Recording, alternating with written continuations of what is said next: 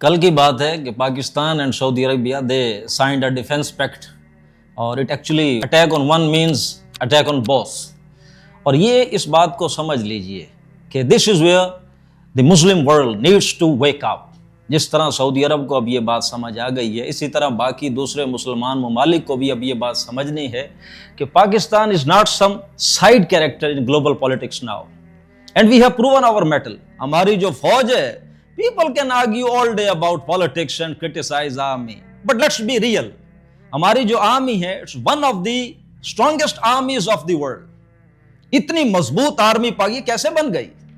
یہ بھی اللہ کا پلان ہے. ہم شروع سے یہ گلہ کرتے آئے ہیں کہ جب سے پاکستان بنا، ہماری جو یونائٹڈ انڈیا ڈیوائیڈ ہوا تو ہماری جو پاپولیشن ہمیں ملی وہ 19% تھی یونائٹڈ انڈیا کی، اور جو ریسورسز ملے وہ 17% تھے، اور جو ملٹری ہمارے حصے میں آئی وہ 33% تھی.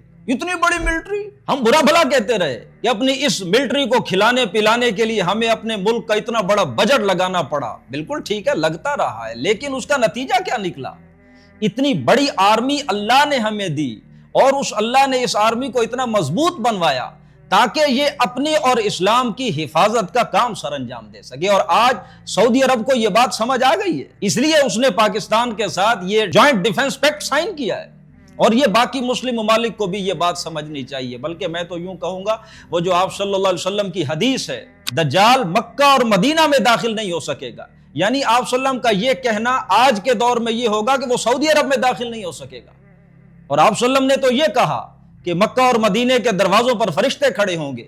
وہ تکوینی سطح پر ہے، لیکن اسباب کی سطح پہ پاکستان کھڑا ہوگا. جس کردار کے لیے اللہ نے منتخب کیا ہے، اللہ ہمارے حکمرانوں کو یہ شعور دے، یہ ہمت دے کہ وہ اب اسلام کے سپاہی بن کر کھڑے ہوں، اللہ کے سپاہی بن کر، اور اللہ کے ساتھ بغاوت جو ہے وہ چھوڑ دیں ہر سطح پر.